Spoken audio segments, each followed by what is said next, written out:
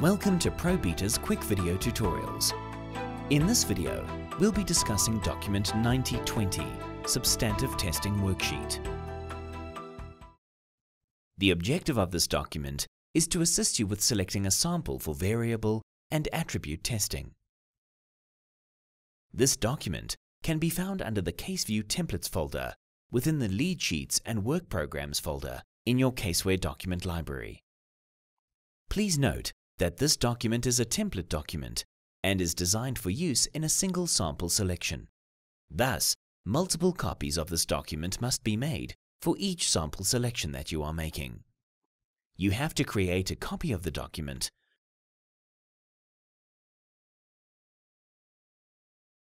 renumber the document with the section number where the sample was made, and rename the document before it can be used.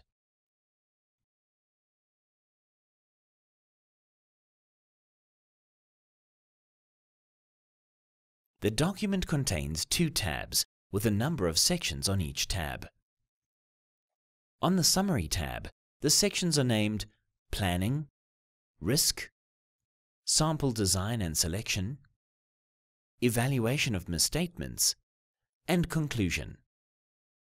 On the Detailed Tests tab, the sections are named Material and Individually Significant Items, Unusual Items, and Sample.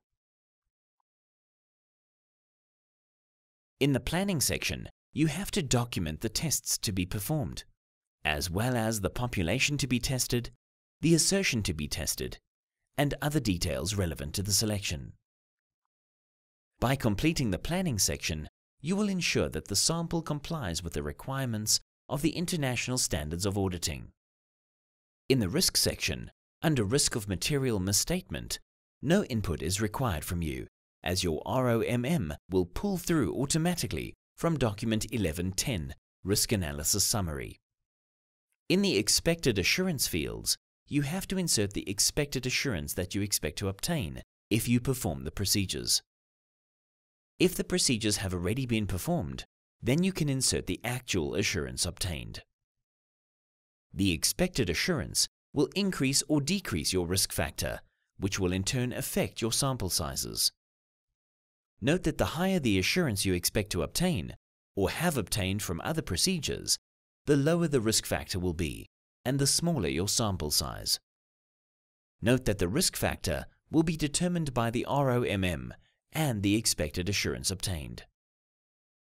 In the Sample Design and Selection section, insert the first and last numbers in the range for the financial year. This will allow you to determine the given sample sizes. For example, you can insert the invoice numbers. If you completed the detailed testing sheet for material and individually significant items, as well as unusual items, then no further input is required, as the book value and units will pull through from the sheet. However, if you performed your testing on another working paper, you need to insert the item's book value and units tested in the material and individually significant items tested fields, as well as the unusual items fields. By documenting your items tested, your remaining sample will be reduced by the items already tested. The remaining balance is calculated by taking the total population minus material and individually significant items and unusual items tested. This is calculated automatically for you if you have completed the detailed tests sheet. For sample size, no input is required, as it will be determined by the risk factor and the remaining balance. You have to select a sample using either the random, systematic, monetary unit, or haphazard method. The random method applies random number generators.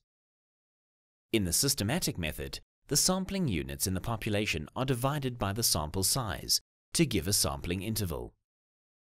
Once a starting point is determined, each interval thereafter is selected. The monetary unit method uses a value-weighted selection in which the sample size and selection is in monetary amounts. And finally, in the haphazard method, you select the sample without following a structured technique. You should avoid any conscious bias or predictability. By selecting the applicable sample selection method, your Detailed Tests tab will be amended accordingly. If you select a starting point using either the systematic or monetary unit method, we'll be able to generate your sample for you in the Detailed Tests tab. Now, let's move on to the Detailed Tests tab and work with the sample section. Here, you must insert the number of the item that is being tested. You also need to insert a description of this item. The client book value is where you insert the monetary value of the item being tested. This value will be used to calculate the misstatement, if any. You'll also need to enter the audited book value, which is the monetary value of the item that you were able to obtain audit evidence for. Note that this will only be available if the variables testing checkbox is selected.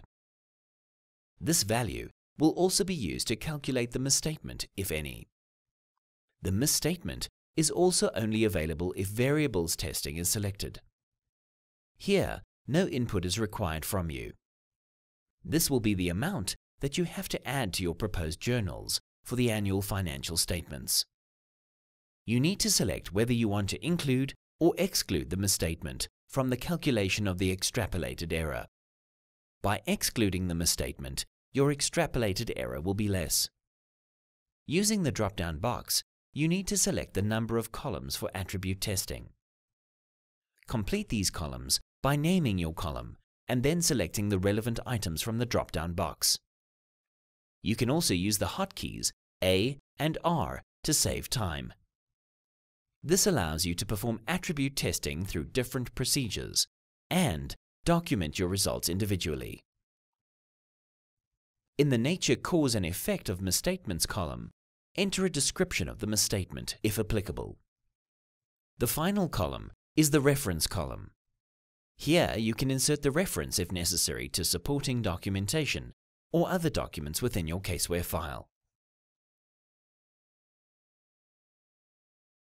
Additional rows can be inserted after any procedure in the document. Simply right-click on the question and then click on Insert Row. The row will be inserted after the row you right-clicked on. If the Insert Row selection is disabled, it means that you are on a lower case view user level than set by the engagement partner in the probe firm settings.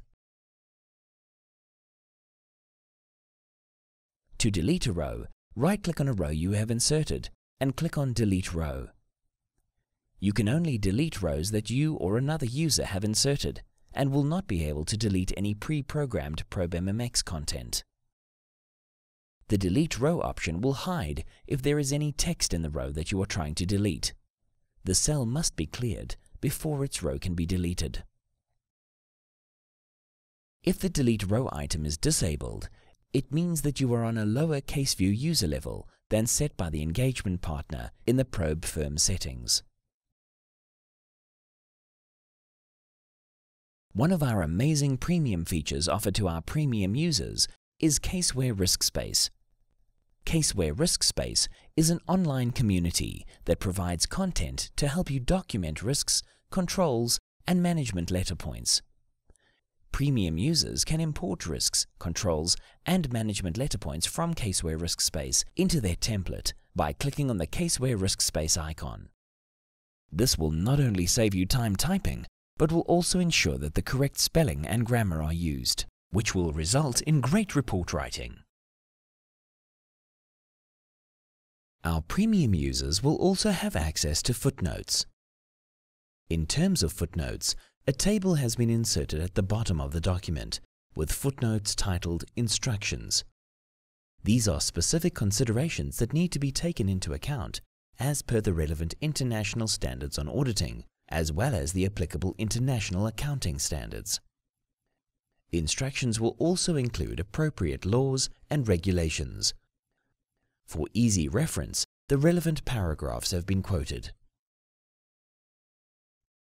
Finally, you have to conclude on the misstatements found and ensure that all the misstatements, other than those that are clearly trivial, are recorded as proposed adjusting entries. You also have to ensure that the corresponding procedures in the relevant work program are signed off before signing off the document. For more information, you can visit our website at www.probemmx.com. Email us at probesupport@probeta.co.za or call us on 010 595 QMMX today. Thank you for watching.